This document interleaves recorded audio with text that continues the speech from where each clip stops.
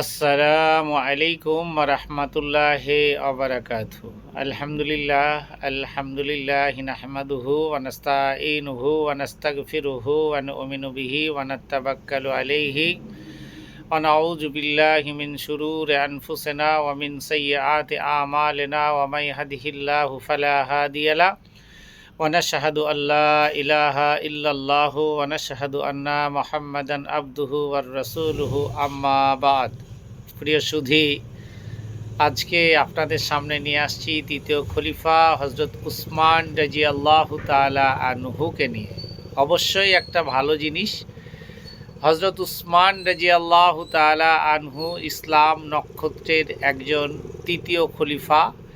তো মুসলিম জাহানের তৃতীয় খলিফা ছিলেন হজরত উসমান রাদিয়াল্লাহু তাআলা আনহু 573 খ্রিস্টাব্দে মক্কায় কুরাইশ বংশের উমাইয়া গোত্রে তিনি জন্মগ্রহণ করেন। তার উপাধি ছিল গনি বা জুন নুরাইন। গনি অর্থ ধনী, মানে গনিকে আমরা ধনী বলি। তো সে সময়তেও ওই একই ছিল। গনি যারা আমরা মান্যগণ্য ব্যক্তি বলি না, যে মান্যগণ্য ব্যক্তি, তো মান্যগণ্য ব্যক্তি মানে গনি, গনিটা এসছে ধনী শব্দ থেকে। তো গনি মান্যগণী ব্যক্তি ছিলেন। তিনি তৎকালের আরবের অন্যতম শ্রেষ্ঠ সম্পদশালী ছিলেন বলে তাকে গনি বলা হয়েছিল বা বলা হতো। তো আমাদের ধরুন গ্রামগঞ্জে একটা মরল মাতব্বর, যার অর্থকড়ি আছে, যার প্রাচুর্য আছে, যার সম্মান আছে, তাকে আমরা বলি হয়তো ইনি মরল গোত্রের। তো হজরত উসমান রাদিয়াল্লাহু তাআলা আনহু আরব সাম্রাজ্যের ভিতরে সব থেকে বেশি প্রভাবশালী ব্যক্তি ছিলেন এবং তার অর্থ, জমি জামা, কত কিছু যে ছিল আপনি নিজেও জানেন না, আর তা সম্বন্ধে না জানলে আপনি বুঝতেও পারবেন না। এখানকার সামান্য জমি জায়গা নিয়ে মানুষের তো হিতাহিত জ্ঞান আর থাকে না। তারা ভাবে যে আমি সর্বের সেরা, আমার উপরে আর কেউ নেই। শিশুকাল হতেই তিনি, আমি কার কথা বলছি? হজরত উসমান রাদিয়াল্লাহু তাআলা আনহুর কথা বলছি। শিশুকাল হতেই তিনি নম্র ভদ্র স্বভাবের অধিকারী ছিলেন। শিক্ষা দীক্ষায় ছিলেন খুব সুপরিচিত। যৌবনে তিনি ব্যবসা বাণিজ্য করেন, অগাধ সম্পদের মালিক হন। যেটা বললাম, অর্থ প্রাচুর্যের মালিক হয়েছিলেন, প্রচুর টাকার মালিক। তিনি নিজেও জানতেন না কত টাকা তিনার রয়েছে। এখন আমরা যেমন শিল্পপতিদের কথা ভাবি, কত কত টাকা, কত কত কোর, কত কত মিলিয়ন জনের মালিক। তো তিনি কবে ইসলাম ধর্ম গ্রহণ করেছিলেন সে কথাটা আমরা কিভাবে জানব?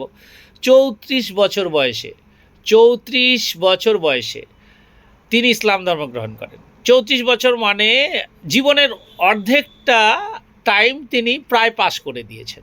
তারপরে তিনি ইসলাম ধর্ম কবুল করলেন। এই কারণে তার চাচা হাকাম তাকে অনেক নির্যাতন করে, শারীরিক নির্যাতন, মানসিক নির্যাতন, দৈহিক নির্যাতন, যত রকম নির্যাতন আছে সমস্ত রকম নির্যাতন কার উপরে করে? হজরত উসমান রাদিয়াল্লাহু তাআলা আনহুর উপরে করে। তো তিনি সব নির্যাতন সহ্য করেও তিনি ইসলামে অটল ও অবিচল ছিলেন। আল্লাহ যাকে ইসলামে কবুলিয়াত আনাবে তাকে কে রক্ষা করতে পারে বা তাকে কে বঞ্চিত করতে পারে? তো হজরত উসমান রাদিয়াল্লাহু তাআলা আনহুকে আল্লাহ তাবারক ওয়া তাআলা এত পরিমাণে হিদায়ত দিয়েছিলেন যে হিদায়তের মনোবল এত শক্ত ছিল, এত রকম শারীরিক টর্চারিং, মানসিক টর্চারিং, যত রকম টর্চারিং তিনি করেছিলেন, তবু তিনি ইসলাম থেকে অবিচল ছিলেন। তারপরে তিনি তার জীবনটাকে কিভাবে ইসলামে নিয়োজিত করলেন বা ইসলামে নিয়োজিত করলেন। মহানবী সাল্লাল্লাহু আলাইহি ওয়াসাল্লাম মদিনায় হিজরত করার পর মুসলমানদের পানির কষ্ট দেখে এবং উসমান রাদিয়াল্লাহু তাআলার অনেক অর্থ, সেই সময় মানে বলেছিলাম ধনী ব্যক্তি, প্রচুর অর্থ ব্যয়ে রুমা নামে একটি কূপ ক্রয় করে মুসলমানদের পানির কষ্ট দূর করে দেন। তো মুসলমানদের পানির কষ্ট যখন দূর হয়ে গেল, মসজিদে নবাবী সম্প্রসারণের সময় ওই জন্য প্রয়োজনীয় জমিও ক্রয় করে দেন। তিনি হচ্ছেন উসমান রাদিয়াল্লাহু তাআলা আনহু। উসমান রাদিয়াল্লাহু তাআলা আনহু মহানবী সাল্লাল্লাহু আলাইহি ওয়াসাল্লামের খিদমতে সর্বদা লেগে থাকতেন। হজরত আবু বকর রাদিয়াল্লাহু তাআলা আনহু, হজরত উমর রাদিয়াল্লাহু তাআলা আনহু খিলাফতের কালে তিনি তার পরামর্শদাতা ছিলেন। হজরত উমর রাদিয়াল্লাহু তাআলা এমন একজন খলিফা ছিলেন যে ইসলাম জাহানের এত বড় খলিফা আর দেখা যায়নি। তো তিনাকে দেখে আমরা যে শয়তানকে চোখে দেখতে পাই না, সেই শয়তান হজরত উসমান রাদিয়াল্লাহু তাআলা আনহু তো দূরের কথা, হজরত উসমান গনি রাদিয়াল্লাহু তাআলা আনহুর আগে যিনি ছিলেন তিনি হচ্ছেন হজরত উমর রাদিয়াল্লাহু তাআলা আনহু। তো হজরত উমর রাদিয়াল্লাহু তাআলা আনহুকে শয়তানেরা বা ইবলিসেরা এত ভয় করতেন যে রাস্তা দিয়ে সকালে উসমান হেঁটে গেছে, আপনার উমর হেঁটে গেছে, সেই রাস্তা দিয়ে শয়তানরা হাঁটতে ভয় পেত। এরপরে শাহাদাত বরণ করেন হজরত উমর রাদিয়াল্লাহু তাআলা আনহু, তারপরই হজরত উসমান রাদিয়াল্লাহু তাআলা আনহু খলিফা পদে নিযুক্ত হন। আজকে এখানে এই পর্যন্ত। আসসালামু আলাইকুম ওয়া রাহমাতুল্লাহি ওয়া বারাকাতুহু।